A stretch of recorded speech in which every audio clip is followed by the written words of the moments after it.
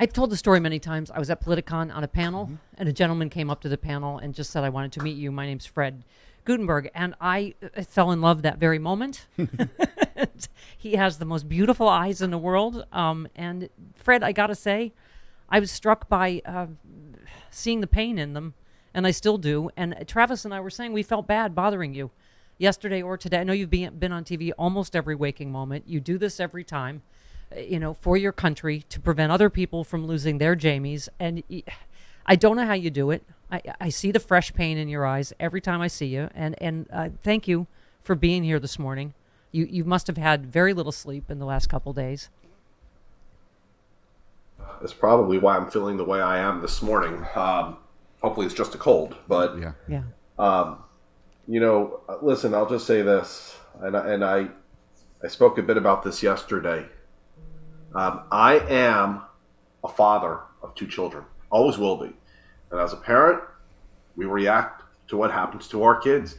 And that's what I'm doing. I'm just going to react to what happened to my kids forever, hoping that we can stop it from happening to other people's kids, whether it's traveling to communities affected and drawing attention, or going on media to talk about the horrors of gun violence, or spending the time that I have with my friends in the Senate over the past 24 hours on Zooms and the phone to ensure that we will get a vote on background checks. It's coming. That this time it's real. Yeah. And it's call it a week to 10 days. It's coming. There's no more backing away from this. I take heart in these kids at Parkland that I marched with, Fred and David Hogg, who you've seen on TV say this time is different. And I don't want to just believe it. I want to support him in that belief and help him make it real this time for you and for Jamie and for all of these victims. Can I tell you what I think is different? I think people are finally coming to grips with the reality that this country has been battered by a bunch of BS bullies who've used tactics that, honestly, they were successful. They put us into a place where we were afraid to speak out and speak up as a country. But maybe the country has finally had it. And maybe the country is finally waking up. And here's why I am optimistic and hopeful.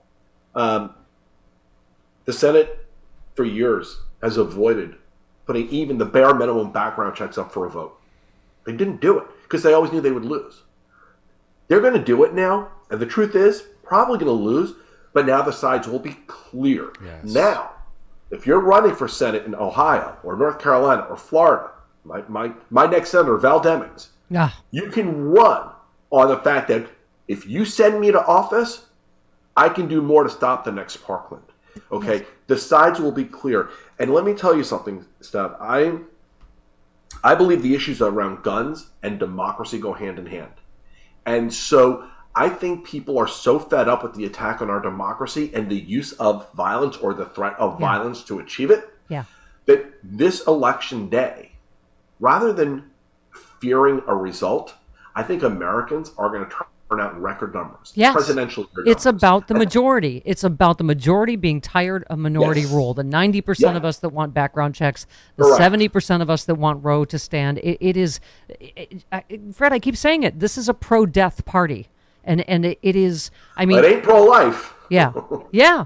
I mean, you said yesterday, thank you, Senator Schumer. Let's do this. Schumer just now said we are going to vote on gun legislation. I keep saying, we have to identify the problem. Republicans, stop any media person that says, oh, the Congress just can't get this done or Dems are being weak. They're not. We have a lot of great fighters like Val Demings, like Eric Swalwell, like Beto O'Rourke, like Senator Murphy, right? How about Beto yesterday? Yes, yes. And by the way, thank you for being one of the many people that tweeted you, Ted Cruz. Yes.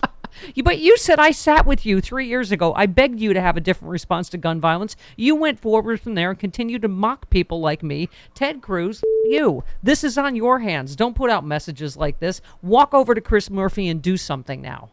I mean, that press conference, I was just screaming. Abbott says this could have been worse. Really? And now their whole good guy with a gun thing is out the window, right? Because there was an armed security guard. There were cops on the scene. They didn't go in because I guess they were outgunned, right? Listen, that press conference yesterday on the stage, it looked like there was a little bit of white supremacy hanging out with Abbott, but I'll just leave it at that. Yeah. But Beto, listen, I'm going to tell you a story, and I wrote about this morning because I think what Beto did is something my Jamie used to do. I've often talked about how tough Jamie was, and Jamie hated bullies, and she would put herself in between a bully and someone being bullied to make it stop.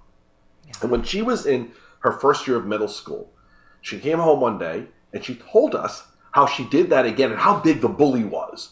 And now I go into dad mode, and I'm like, you can't do that anymore. You're going to get hurt. And Jamie said to me, you know, Dad, you always underestimate me because of my size, which she's petite, was. And I said, so you think you're tough? She said, yeah. So I pushed her on her shoulder, and she pushed me back. And I did it again, and she pushed me back. The third time, I got from Jamie what became known in my house as the kangaroo kick. Because my daughter had these fast, fierce dancer's legs, and she was going to stop it. And when I got my breath back and collected myself, I put my hand on her shoulder and I said, if anybody ever bullies you, do that again.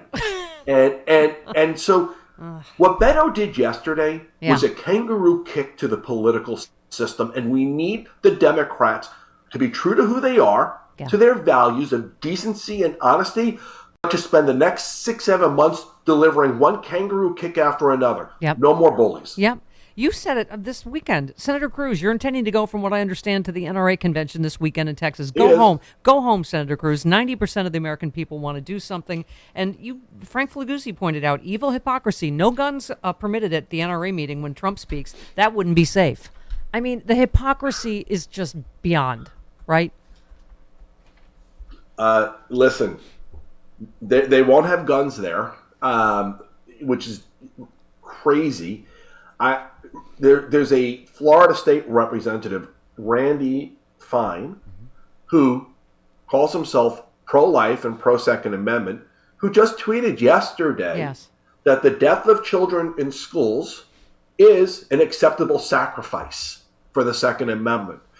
This is a Florida representative, okay, where my daughter died, and he's calling my daughter's death an acceptable sacrifice for a bastardized misinterpretation of the Second Amendment, not for what it actually says. And he threatened the president. He said, I have news for the embarrassment that claims to be our president. Try to take our guns. You'll learn why the Second Amendment was written in the first place. I hope he got a knock on the door from the Secret Service pretty quick. One thing I love, your political prognostication. You said, I say to Governor Abbott, there's an election coming up, and I think you're going to get fired. I do too. I mean, I maybe I am being overly hopeful, but I think we're about to see a sea change. And I think it is immeasurable what we could do, as you said, with a Senator Val Demings, a Governor Stacey Abrams, a Governor Beto O'Rourke, right? We just have to vote. Listen, this country, honestly, for too many elections, we've done a really bad job of voting. And I don't mean we've gone in and voted for the wrong people individually. I mean, not enough of us have voted. Yeah. And so we've ended up with the wrong and very extreme people because of that. The last two elections, when voter turnout went up, we were able to start the process of undoing that insanity. But we can't. The Republicans want to tamp voter turnout very specifically for a reason. Because when voter turnout is low, it's their crazies that come out and bring them victory. Fred, there's a reason you can vote with a gun ID in Texas, but not a student ID. And they made it hard for anybody to vote in the primary the other day. Well, listen, and as hard as it is, start working on your voting plan now. Make sure you have everything in place now. Don't wait till the last minute, because if you start working on your voting plan now, you will be able to vote. You'll figure it out. You have months to do it. Work on it now. Show up and vote. Your vote is how we save democracy, and we cannot fail. Yeah, it's our freedom. It's our freedom to not be shot anywhere. Supermarket, school, work, concert. I mean, it's our freedom to have the same rights we've had for 50 years. It's our freedom to have our vote counted, Fred. I mean, you're right. It is all about freedom and democracy this fall. Listen, there are two incredibly distinct sides happening right now. There is a side that believes we need to push more guns, less choice, that January 6th didn't happen in spite of what we saw because they don't believe in democracy. And then there is a side that believes your kid's life have value and they want to do something about it. There is a side that believes a woman's life has value and they want to make sure to protect choice. And there is a side that believes in the protection of democracy and the Constitution. Okay, those are the sides. And if you believe in democracy, if you believe in a right to choose, in the right to gun safety, if you believe in the environment, if you believe in all of these things, don't be afraid to get out and vote. Show up. Yeah, let's get the half of people that don't vote out to vote. I mean, no one could. I mean, everybody loves you, but I love you with the heat of 1,000 white hot suns. I never want to see you on TV again. That is my dream. Yes. I love you for saying that. I mean, I hope Fred, so. I am part of this, but I was saying I am sick of this pageant where it feels a little, as brave as y'all are. You know, Nicole Hockley and Shannon Watts, everybody, as you say, in this fraternity and sorority that no one wants to be in, that we do this pageant every week. Let's trot out all the former survivors to have them relive their pain for us so we can talk about all the same things again. It's sick. And it is just got to stop. And it just, the fact that you keep summoning the courage somehow, though I'm sure it rips the Band-Aid off for you every time. It does.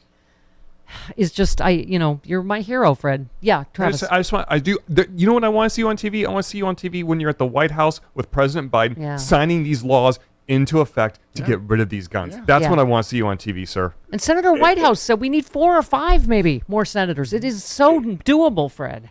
It's Travis.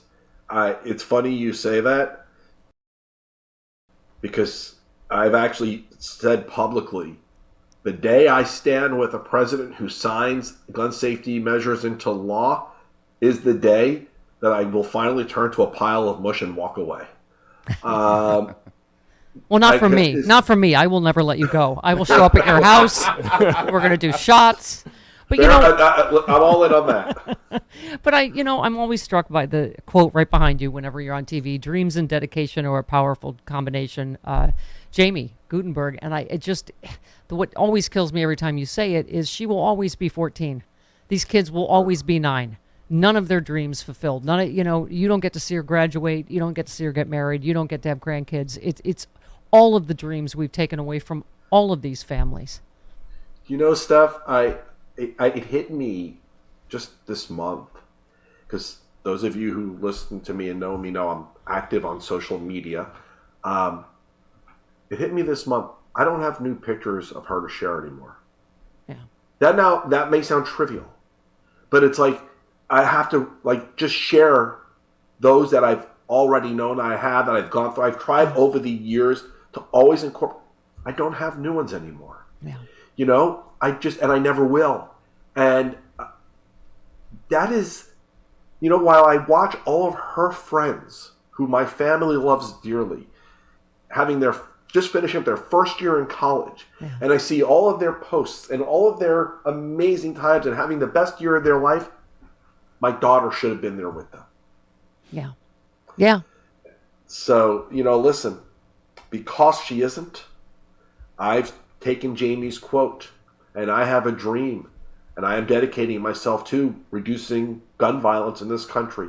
And you're not ending it. We can't. There's too many guns out there, but we can do something. And you always do something. You're there for every single one of these families. You're going to my hometown of Buffalo. As I keep saying, Fred, it's going to hit all of us. I don't know the victims, but I grew up in Buffalo. I shopped at the top supermarket my whole life, and one of the things you've said over and over on TV is you don't know how you ate after Jaime was killed, but somebody, your friends made sure you did, and you're out there with Chef Andres and others just trying to make sure people get basic needs taken care of, eat, know they're supported, and God bless you for it again.